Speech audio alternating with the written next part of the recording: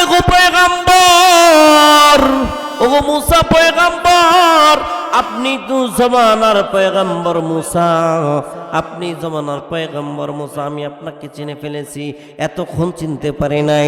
আপনার সাথে আমি এতক্ষণ এত রাস্তা আমি চললাম, এত রাস্তা আমি দৌড়ে আসলাম, আপনি কিছু বললেন না। ওগো পয়গম্বর, আপনি যে পয়গম্বর, আপনি আমাকে কেন বললেন না? আল্লাহর পয়গম্বর মুসা পয়গম্বর ডাক দিয়ে বললেন, ও আল্লাহর বান্দা, তুমি আমাকে কিভাবে চিনলা যে আমি জমানার পয়গম্বর মুসা? আমি এইভাবে চিনলাম। আল্লাহর বান্দা ডাক দিয়ে বলেন, ওগো নবী, আমি এইরকম ভাবেই চিনলাম, এইরকম ভাবেই চিনলাম যে আমার মা আমার বাবা খুব এবাদত গুজারি একজন বান্দা বা বান্দি। তারা সদা সর্বদা জিকির আজকার করত এবং আল্লাহর কাছে দোয়া করত, আল্লাহ জমানার পয়গম্বরকে না দেখাইয়া, জমানার পয়গম্বরকে না দেখাইয়া আমাদের মৃত্যু দিবা না। আমার মা আমার বাবা এত দুর্বল হয়ে গেছে, কিন্তু তাদের মৃত্যু এখনো পর্যন্ত হইল না, কিন্তু আপনাকে একটা নজর দেখার পরে তারা দুনিয়া থেকে বিদায় হয়ে গেল। আমার আর বিশ্বাস করতে বাকি রইল না যে এটা আপনি জমানার পয়গম্বর মুসা। এ যুবক, এ যুবক, ভালো করে শুনে নাও, তুমি যখন আমাকে চিনি ফেলেছ আমি জমানার পয়গম্বর, তাহলে তুমি ভালো করে শুনে রাখো, তোমার কপালটা বড় ভালো একটা কপাল, তোমার কপালটা বড় সুন্দর একটা কপাল, তোমার কপালটা বড় খুব প্রশস্ত একটা কপাল, তোমার কপালটা বড় জান্নাতি একটা কপাল। বলেন আল্লাহু আকবার। এখন এই জমানার মধ্যে এমন কপালওয়ালা মানুষ আছে নাই? আছে, আছে, এই জমানার মধ্যেও এমন কপালওয়ালা মানুষ আছে। এই মুসা পয়গম্বর আলাইহিস সালাতু ওয়াস সালাম এই আল্লাহর বান্দাকে ডাক দিয়ে বলে, তোমার কপালটা বড় বড় ভালো একটা কপাল, তোমার কপালটা বড় সৌভাগ্যের একটা কপাল, অনেক বড় একটা কপাল, জান্নাতের একটা কপাল। কেমনে হইল জানো? কেমনে হইল জানো? তোমার মা, তোমার বাবা, তুমি যখন খাবার দিলা, মা বাবাকে যখন তুমি খাবার দিলা, মা বাবা কিন্তু একটু ফুসকি দিয়া আমাকে দেখেছে, আমাকে দেখার পরে তোমার জন্য একটু দোয়া করে গেছে, দোয়া করে গেছে। বলেন সুবহানাল্লাহ। আল জান্নাতু তাহতা আকদাবিল উম্মাহাত, মা বাবার পায়ের নিচে সন্তানের বেহেশত। মা বাবার পায়ের নিচে কার বেহেশত? যার একটা মা দুনিয়ার জমিনে জীবিত আছে, মনে করবেন জান্নাতটা তার এখনো জিন্দা আছে। যার বাবা দুনিয়ার জমিনে এখনো জিন্দা আছে, মনে করবেন তার জান্নাতটা এখনো দুনিয়ার জমিনে জিন্দা আছে। আল্লাহর পয়গম্বর সাল্লাল্লাহু আলাইহি ওয়াসাল্লাম বলেন, রিদর রাব্বি ফি রিদল ওয়ালিদ ওয়া সাকাতুর রাব্বি ফি সাকাতুল ওয়ালিদ। যেই ব্যক্তির উপরে তার মা বাবা সন্তুষ্ট, ওই ব্যক্তির উপর আমার আল্লাহ সন্তুষ্ট। যে ব্যক্তির উপরে তার মা বাবা অসন্তুষ্ট, ওই ব্যক্তির উপরে আমার আল্লাহ অসন্তুষ্ট। এই জন্য ভাইরা আমার, এই ব্যক্তিরা জান্নাতি হইল কেমনে? জান্নাতিটা হইল এইরকম ভাবে, কারণ সে নিজে না খাইয়া সর্বপ্রথম আগে মা বাবারে খাওয়াইছে। আর মা বাবা এরকম ঠোঁটটাকে লড়াইয়া কি দোয়া করে গেছে। মুসা পয়গম্বর বলেন, এই যুবক, তুমি যে তোমার মাকে ভালোবেসে মোহাব্বত করে যে তুমি খাওয়াইলা, এই খাওয়ানোর কারণে তোমার মা তোমার বাবা মৃত্যুর আগে দোয়া করে গেছে, আল্লাহ আমার সন্তানের প্রতি আমি সন্তুষ্ট, তুমিও আমার সন্তানের প্রতি সন্তুষ্ট হয়ে যাও। আমি আমার সন্তানকে জমানার পয়গম্বর মুসার সাথে জান্নাতে দেখতে চাই, আল্লাহ তুমি কবুল করে নাও। আল্লাহ বলেন আমি কবুল করে নিলাম। ও জমানার পয়গম্বর মুসা সে দুনিয়ার জমিনের মধ্যে তার সাথী চাইছিল, জান্নাতের সাথী। আল্লাহ পাক রব্বুল আলামিন দেখায়া দিলেন যে ওই অমুক এলাকার মধ্যে যাও, অমুক এলাকার মধ্যে গেলে তুমি জান্নাতের সাথী পাইবা। কি করলে জান্নাতের সাথী পাইবা? কি করলে তুমি জান্নাতের সাথী পাইবা? ভাই আমি ছুটিতে দিছি। কি করলে তুমি জান্নাতে যাইবা? কি করলে জান্নাতে যাইবা? মা বাবার খেদমত করতে হবে, বলেন ঠিক কিনা? মা বাবার খেদমত যে ব্যক্তি করবে, আমি আজ পর্যন্ত কোনো মানুষকে দেখি নাই সে কষ্টে আছে। যেই মানুষটাকে দেখলাম মা বাবার সাথে বেয়াদবি করেছে, ওই ব্যক্তিটা দুনিয়ার মধ্যেও ধ্বংস হয়েছে, আখিরাতের মধ্যেও জাহান্নাম নিশ্চিত হয়ে গেছে। এই জন্য আমরা কে কতদিন বাঁচবো কেউ জানি না। কি কার মৃত্যু কখন হবে কেউ জানে না। কে কখন কোন মুহূর্তে কিভাবে মারা যাবে কেউ জানে না। কে কিভাবে মারা যাবে তাও জানে না। কখন মারা যাবে কেউ জানে না। হঠাৎ করে দেখবেন সে একদিন বিদায় হয়ে গেছে। হঠাৎ করে শুনবি একদিন আমার মৃত্যুর খবর। কেঁদে আসবে সবাই দিতে আমায় কবর, দিতে আমায় কবর।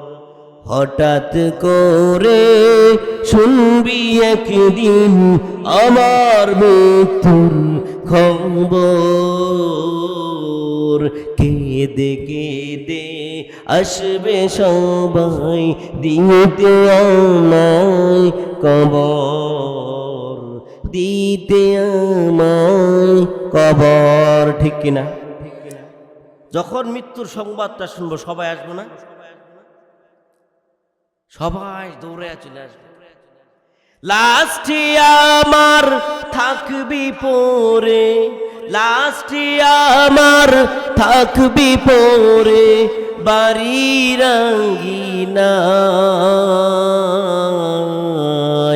মুখের কাপড় তুলে সবাই দেখবে যে হাই হাই।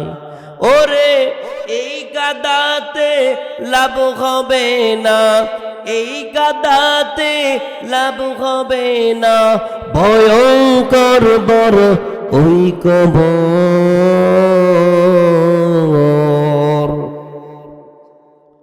ঠিক না? কবরটা কি অনেক ভয়ঙ্কর না? এই কবরটা প্রতিদিন আপনাকে আমাকে ডাকতেছে, প্রতিদিন ডাকে। আমি অন্ধকার ঘর, সাপ বিচ্ছুর ঘর, পোকামাকের ঘর, আসো আমার কাছে, আসো আমার কাছে, আসো। আমি খুব সংকীর্ণ একটা ঘর। ওরে এই কাদাতে লাভ হবে না, ভয়ঙ্কর বড় ওই কবর। এই দুনিয়া পরীক্ষার হল, রাখলি না রে তুই খবর। হঠাৎ করে শুনবি একদিন আমার মৃত্যুর খবর। কেঁদে আসবে সবাই দিতে আমায় কবর। ঠিক না ভাই? ঠিক জোরে বলেন।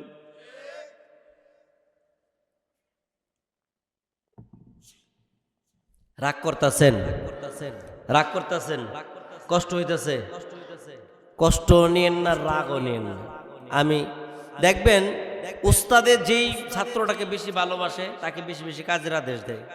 বাবা এটা করো, ওইটা করো, এটা করো, এই তুমি এদিকে আসো, এদিকে যাও, এটা করো, সেটা করো। মানে বিভিন্ন প্রকার সে পালায়া থাকে। কেন? এই যে হুজুর আমার দেখে দিয়ে আমরা ডাক দিই। ঠিক না? সংসারের মধ্যে যেই ছেলে সবচেয়ে বেশি ভালো কাজ করে বেশি, এই ছেলেটাকে বাবা মা খালি ডাক দেয়। এই অমুক আসেনি, আছে, এই আসে না কেন, এইটা করে না কেন, এটা করলো না কেন, সেটা বুঝে না, এই কাজটা করলো না কেন। এখন সে রাগ করে যে আমি সব কিছুই করি, তারপরেও খালি আমারই ডাকে। আরো যে দুইজন আছে এটা চোখকে দেখে না। হ্যাঁ, এই জন্য আপনাদের উঠে গেলে আমার কষ্ট লাগে, মায়া লাগে। আসলাম এত দূরের থেকে, এখন আপনারা যদি যান গা আমার কষ্ট লাগে যে আমার অযোগ্যতার কারণে আপনারা চলে যেতেছেন। এই জন্য আমার খারাপ লাগে। হ্যাঁ, রাগ করেন না, এই জন্য অল্প সময় আছে। হ্যাঁ, গভীর রাত। হ্যাঁ, এই জন্য অল্প সময় শেষ করে দেবো ইনশাআল্লাহ। আমার ভাইরা, আমার বন্ধুরা, রাত বড় গভীর হয়ে গেছে, গভীর রাত। এই রাত্রটার হিসাব মালিকের কাছে যেই রকম ভাবে দিতে হবে। আমরা যারা ঘুমায় রইলাম, এই রাত্রে যারা চুরি করতেছে, যারা ডাকাতি করতেছে, যারা সন্ত্রাসী করতেছে, যারা লুটপাট করতেছে, যারা গুনার কাজ করতেছে, তাদের যেরকম হিসাব হবে। আমরা যে এই জায়গার মধ্যে আল্লাহর দিনের কথা বলতেছি, জান্নাতের মধ্যে বসে আছি, এইটার মধ্যেও মালিক আমাদেরকে একটা হিসাব নেবে কি নেবে না? এই জন্যই মালিক বলেন ফামাইয়ামাল মিসকালা দাররাতিন খায়রান ইয়ারা। বান্দা, তুমি রাত্রি অন্ধকারে তুমি দাঁড়াইয়া দাঁড়াইয়া তাহাজ্জুদের নামাজ আদায় করলা, রাতের অন্ধকারে তুমি জিকির আজকার করলা, রাতের অন্ধকারে তুমি তাসবিহ তাহলিল করলা, রাতের অন্ধকারে তুমি আল্লাহ আল্লাহ আল্লাহ আল্লাহ বলে ডাকলা। এই ডাকটা মালিকের কাছে এত ভালো লাগে, এত ভালো লাগে, এত পছন্দনীয়। আল্লাহ পাক রব্বুল আলামিন বলেন, বান্দা তুমি যত গভীর তলদেশে থেকেই তুমি আমাকে ডাকো না কেন, আমি আল্লাহ রব্বুল আলামিন তোমাকে এইরকম দিনের পরিষ্কারের মতোই দেখি, আর তোমাকে এরকম ভাবে দেখে আমি তোমার আমল নামার মধ্যে এই নেকিগুলো আমি ডাবল করে উঠাইয়া দেই। সুবহানাল্লাহ। ঠিক তদ্রুপ ভাবে তুমি চুরি করতেছো, ডাকাতি করতেছো, তুমি একজনকে কষ্ট দিতেছো, তুমি একজনকে মেরে ফেলতেছো, তুমি একজনকে তুমি এরকম বকাবাধ্য করতেছো, তুমি নামাজ পড়ো না, রোজা করো না, তুমি সারা রাত সারা দিন অপরাধের মধ্যে তুমি লেগে থাকো। আল্লাহ পাক রব্বুল আলামিন বলেন ওয়া মাইয়ামাল মিসকালা দাররাতিন শাররান ইয়ারা। আমি আল্লাহ রব্বুল আলামিন তুমি যেই অবস্থায় তুমি গুনাহ করো না কেন, আমি সেই অবস্থার মধ্যেই তোমাকে আমি সবকিছু দেখি। আমার ভাইয়েরা, আমার বন্ধুরা, আমি কোরআনের আয়াত তেলাওয়াত করেছিলাম, ওয়াল আসর আমি তেলাওয়াত করেছিলাম। এই ওয়াল আসরের মধ্যে আমি সব শেষ করতে পারবো না, যেহেতু রাত্র অনেক হয়ে গেছে। আমি অল্প সময়ের মধ্যে আমি আমার আলোচনা শেষ করে দেব ইনশাআল্লাহ। ওয়াল আসর, আল্লাহ পাক রব্বুল আলামিন সময়ের কসম, কালের কসম করে বলতেছেন, বান্দা আমি সময়ের কসম করে বললাম, কালের কসম করে বললাম। আল্লাহ তাআলার তো কসম করে বলা লাগে না, আল্লাহ তাআলার কি কসম করে বলা লাগে? আমরা সারাদিনে একটা সত্য কথা বলি না, একটা সত্য কথা বলি না। এই জন্য আমি বলি আমার বাবার কসম, আমার মায়ের কসম, অমুকের কসম, তমুকের কসম, এইরকম কসম কাটি আমরা। কিন্তু আল্লাহ রব্বুল আলামিন বলেন, তোমরা দুনিয়ার কোনো মানুষের কসম কাটবা না, কারণ দুনিয়া কোনো কিছুই আমার থেকে বড় না। কসম কাটতে হলে মালিকের নামে কসম কাটতে হবে। বলেন কার নামে? আল্লাহ তাআলার নামে কসম কাটতে হবে। আল্লাহ তাআলার নামে কসম কাটতে হবে, যে আল্লাহর কসম করে বলছি। আল্লাহ বলেন, বান্দা আমিও তোমাকে বললাম, আমিও কসম করে বললাম, ওয়াল আসর, সময়ের কসম, কালের কসম করে বললাম। কি কসম করে বলল? একটু ভালো করে শুনে রাখেন, কি কসম করে বলল? ইন্নাল ইনসানা লাফি খুসর, নিশ্চয় সমস্ত মানুষ ক্ষতিগ্রস্ত, সমস্ত মানুষগুলো ক্ষতিগ্রস্ত। কে বলেছেন? এই জুড়ে বলেন, কে বলেছেন?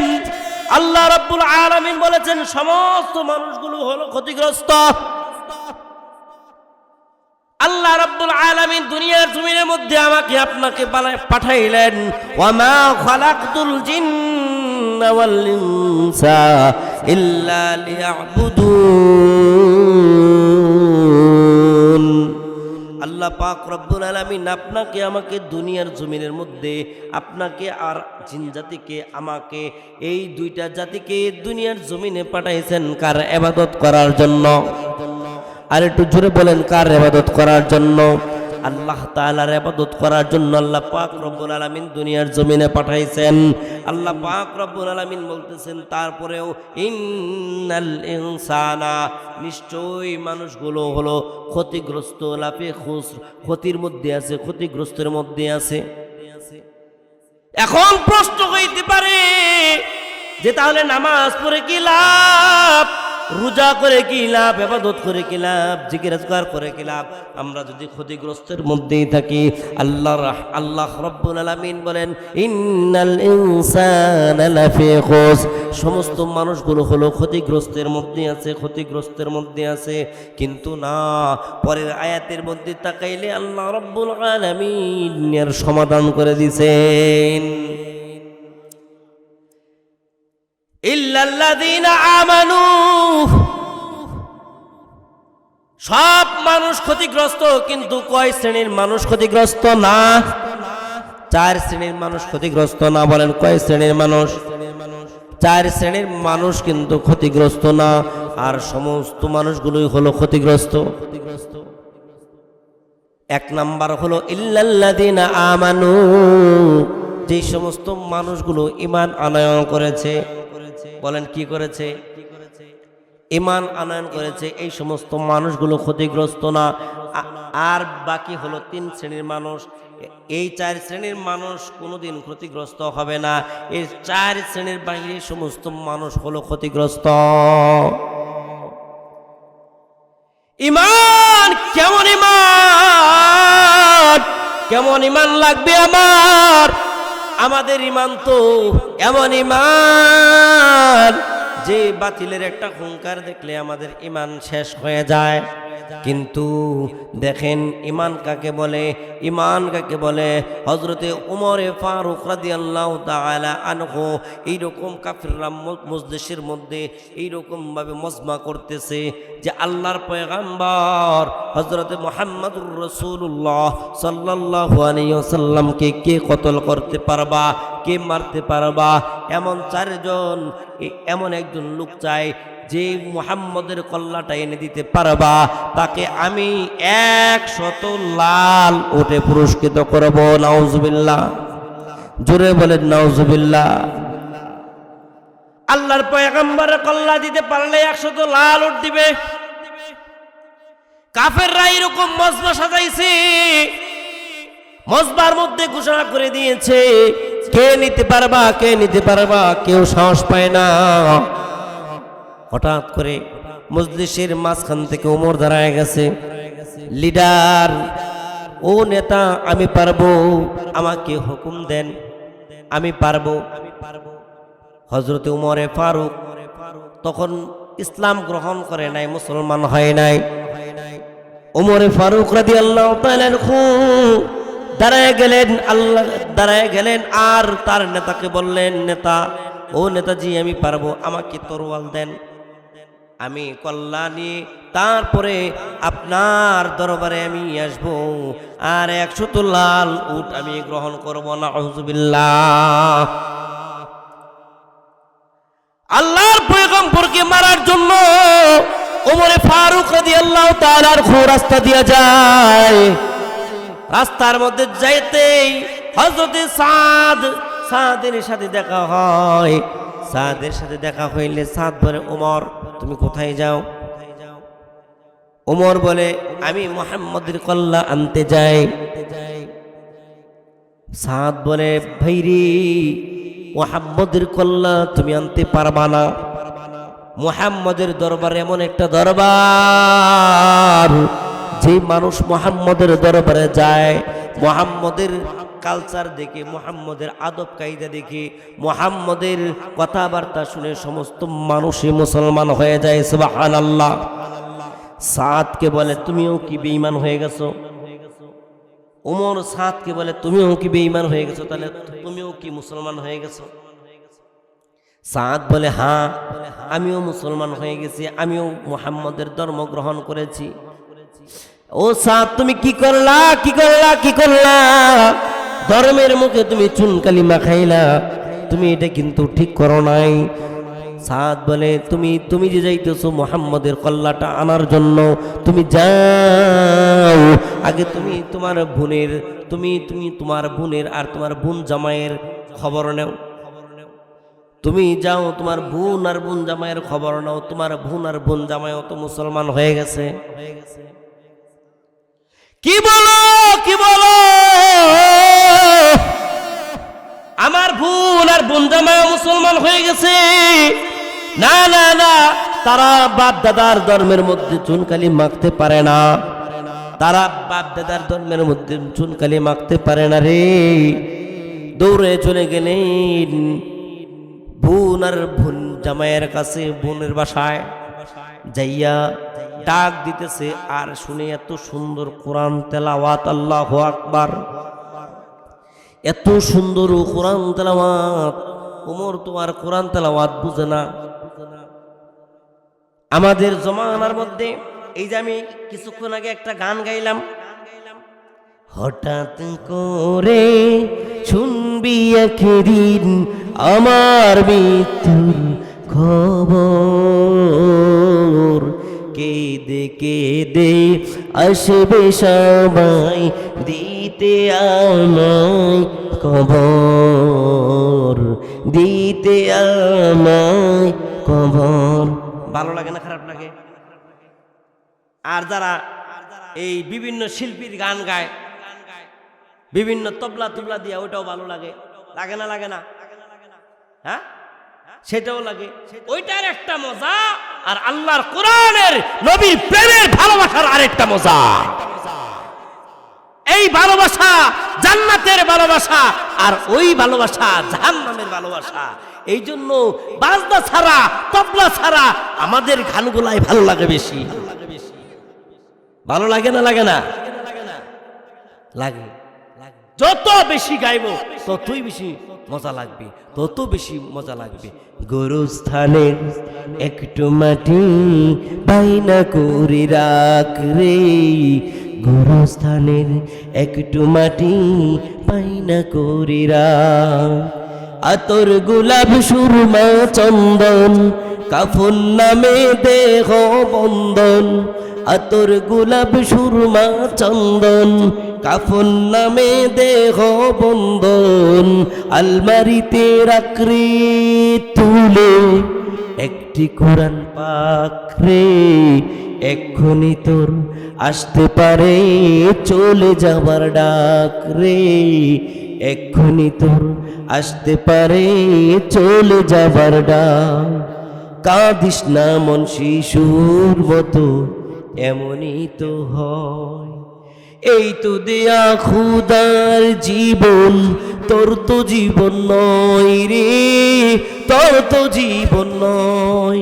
মাটির খাঁচায় প্রাণের ময়না চিরদিনই আপন হয় না, পালিয়ে যাবে খাঁচা ভেঙে একটু পেলে ফাঁক রে, এক্ষুনি তোর আসতে পারে চলে যাবার ডাক। ঠিক না বে? ঠিক। ভালো লাগে। দেখছেন, বাজনা ছাড়াই ভালো লাগে। ওমরে ফারুক রাদিয়াল্লাহু তাআলা আনহু বলেন, কি পরে রে, কি পরে এত মজা লাগে কেন, এত মজা লাগে কেন? এই তো মিজানুর রহমান মাদানী সাহেব মক্কা থেকে আসলো মদিনা শরীফের মধ্যে।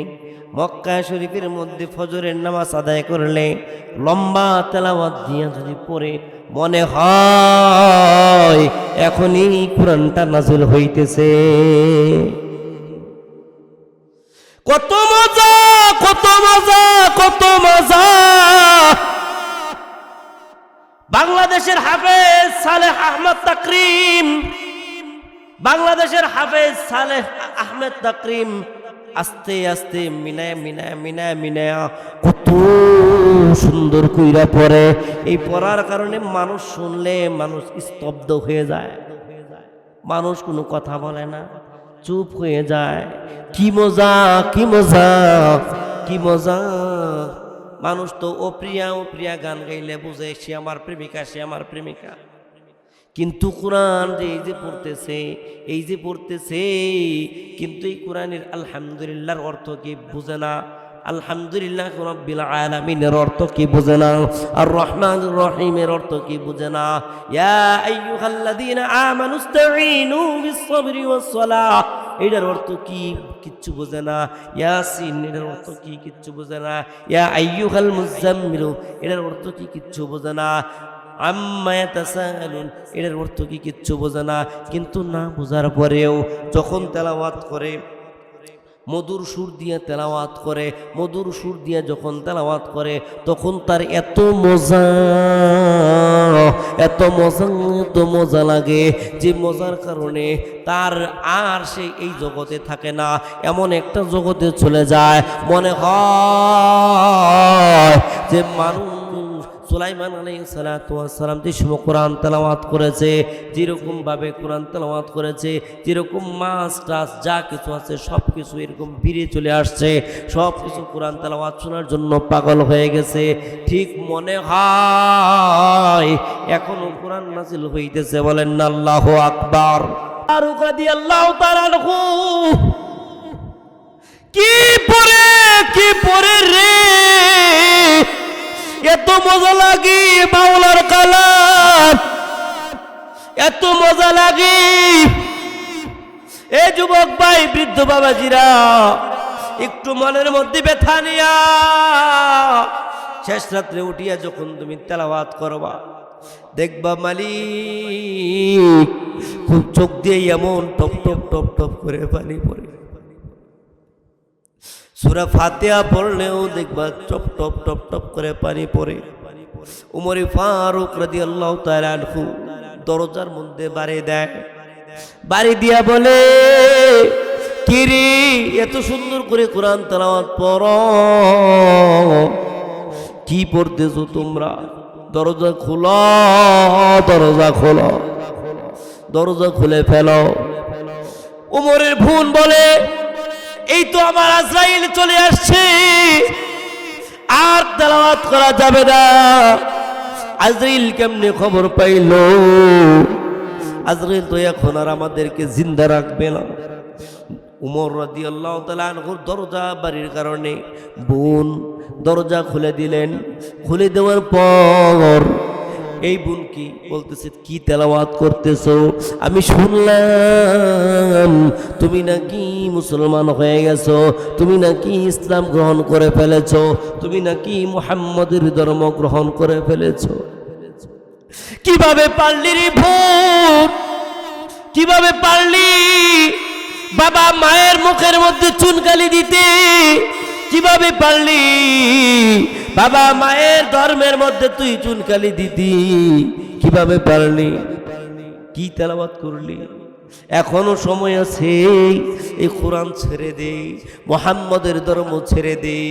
আমি ভাই, তোর ভাই উমর আছি, আমি যে কদিন জীবিত আছি তোদের উপরে কেউ একটা আসর দিতে পারবে না। উমরের বোন বলে, ভাইয়া যদি জিন্দা থাকতে হয় মাওলার কালাম নিয়ে থাকবো, যদি মরতে হয় মাওলার কালাম বুকে নিয়ে মরব। তারপর যেই ধর্ম গ্রহণ করেছি এই ধর্ম থেকে এক চুল পরিমাণ পিছে আসব না। আমি মুহাম্মদ কি ভালোবাসি, মুহাম্মদের ধর্মকেও ভালোবাসি, মুহাম্মদের ধর্ম ছাড়া আমি একটা মুহূর্ত আমি পিছনে যাব না। কি বললি রে বোন, তুই আমার মুখে মুখে কথা বললি, এই বলে মুহাম্মদের ধর্ম তুই গ্রহণ করলি। হযরতে ওমর বোনকে মারধর শুরু করে দিল, মারতে মারতে জমিনের মধ্যে ফেলাইয়া দিছে। বোন জামাইকেও মারা শুরু করে দিল, বোন জামাইকেও মারতে মারতে জমিনে ফেলাইয়া দিছে। একটা পর্যায়ে বোন জমিন থেকে উঠে বলে, ভাইয়া তুমিও যেই বাবার সন্তান, আমিও কিন্তু সেই বাবার সন্তান। তুমি যদি আমার স্বামীকে আর একটা প্রহার করো আমি কিন্তু আর বসে থাকবো না। বোন এরকম কথা শোনার পরে ওমর বলে, বোন রে, তুই আমার এত আদরের বোন, তোকে আমি এত আদর করেছি, এত মায়া করেছি। সবাই তো আমরা বোনদেরকে খুব মায়া করি, খুব মহাব্বত করি। বাহিরে যদি যাই, বাহিরে গেলে আমরা বোনদের জন্য, ছোট্ট ছোট্ট বোনদের জন্য আমরা কিছু মজা নিয়ে আসি, কিছু খাবার নিয়ে আসি, কিছু খেলনা নিয়ে আসি। বোন এটা নিয়ে খুব আনন্দ উল্লাস করে। এখনো পর্যন্ত যদি আপনারা বোনের বাসায় যান, দেখবেন ঝানটা ধরে দিয়ে দেয়, কি খাওয়াবে কি না খাওয়াবে দেখবেন সব কিছু উজাড় করে দেয়। আপনি একটা বিপদে পড়বেন, বোন ধরে ধরে চলে আসবে। যদি কোনো ভাই মারা যায়, দেখবেন মা বাবার থেকেও বেশি কান্না করে বোন। এইরকম মায়া, এরকম মোহাব্বত, এরকম ভালোবাসা নিয়ে বোন ভাই বোনের ভালোবাসা বড় হয়। দেখবেন দেখবেন স্বামী স্ত্রীর বন্ধনটা বিচ্ছেদ হয়ে যায়, কিন্তু কোনোদিনও ভাই বোনের সম্পর্ক বিচ্ছেদ হয় না। ভাই বোনের সম্পর্ক যত দিন যায় তত গভীর হয়, যত দিন যায় তত গভীর হয়। বৃদ্ধ হয়ে গেলেও ভাই বোনের ভালোবাসা ছাড়ে না, আরো বেশি গভীর হয়। কিরে বোন, তোকে আমি এত ভালোবাসলাম, তোকে আমি এত মোহাব্বত করলাম, তুই কিভাবে আমাকে তুই এত কষ্ট দিলি, এত বড় কষ্ট দিলি, এত বড় আঘাত তুই আমাকে দিলি। ওরে বোন, কি জন্য তুই আমাকে এত বড় কষ্ট দিলি? কি আছে এটার মধ্যে? আমাকে একটু দেখ না, আমি এই জিনিসটা একটু দেখি। বোন বলতেছে, ভাইয়া, ও প্রাণের ভাই, এই জিনিসটা কিন্তু পবিত্র ছাড়া ধরা যায় না। এই জিনিসটা কিন্তু এরকম ভাবে পবিত্র ছাড়া ধরা যায় না। এই জিনিসটা যদি ধরতে হয় তাহলে পবিত্রতা অর্জন করতে হয়। তুমি যে অবস্থার মধ্যে আছো, তোমাকে আগে গোসল করতে হবে, আর মুহাম্মদের দরবারে যেয়ে তোমার কালেমা পড়তে হবে, তাহলেই কিন্তু তুমি এই জিনিস ধরতে পারবা, এর আগে ধরতে পারবা না। কি বললি রে বোন, এত মজার জিনিস তুই আমাকে আগে কেন শোনাইলি না? আল্লাহ তাআলা উমরের ভিতরে হেদায়েতের নূর দিয়ে দিয়েছেন, বলেন সুবহানাল্লাহ। তালহা রাদিয়াল্লাহু তাআলা আনহু এখন বলেন, আমি তো গতকালকে বৃহস্পতিবার দিন আল্লাহ তাআলার দরবারে মুহাম্মদ সাল্লাল্লাহু আলাইহি ওয়াসাল্লামকে দোয়া করতে শুনলাম। আল্লাহ, হয়তো আবু লাহাবকে নয়তো এইরকম ওমরকে তুমি দিনের জন্য কবুল করে নাও। আল্লাহ পাক রব্বুল আলামিন হযরত ওমরকে কবুল করে নিছেন। ওমর রাদিয়াল্লাহু তাআলা আনহু আল্লাহর নবীর দরবারে গেলেন। আল্লাহর নবী এত খুশি হইলেন, সমস্ত সাহাবীরা কিন্তু লাঠি নিয়ে দাঁড়ায় রয়েছে, কিন্তু আল্লাহর নবীকে আগেই জানায় দিছে, তোমরা কিন্তু কোনো উশৃঙ্খল করবা না, তোমরা কিন্তু এরকম কোনো বেপরোয়াভাবে দাঁড়াবা না। ওমর আসবে, ওমর আসলে তাকে স্বাগতম জানাইয়া তোমরা তাকে জায়গা করে দিবা। আল্লাহর নবীর দরবারে ওমর রাদিয়াল্লাহু তাআলা আনহু গেলেন। যাওয়ার পরে ওমর রাদিয়াল্লাহু তাআলা আনহু আল্লাহর নবীর ব্যবহার দেখে, আল্লাহর নবীর ভালোবাসা দেখে, আল্লাহর নবীর আপ্যায়ন দেখে, আল্লাহর নবীর আচার আচরণ দেখে ওমর রাদিয়াল্লাহু তাআলা আনহু খুশি হয়ে গেলেন। ওমর রাদিয়াল্লাহু তাআলা আনহু কান্নাকাটি করলেন। আল্লাহর নবীকে বললেন, ওগো নবীজি, আমাকে কালেমা পড়াইয়া মুসলমান বানায়া দেন। এই কোরআনই পারে আপনাকে আমাকে হেদায়েত দেওয়ার জন্য, এই মাহফিলই পারে আপনাকে আমাকে হেদায়েত দেওয়ার জন্য। এই মাহফিলই আপনাকে আমাকে দাড়িওয়ালা বানাইছে, এই মাহফিলই আপনাকে আমাকে নামাজি বানাইছে, এই মাহফিলই আপনাকে আমাকে ইমানদার বানাইছে, এই মাহফিলই আমাকে আপনাকে ইমানদার শক্তিশালী হওয়ার জন্য আমাদেরকে পথ দেখায় দিছে, বলেন ঠিক কিনা? এই জন্য ভাইয়ারা আমার এই মাহফিল দরকার আছে না নাই? আছে না নাই?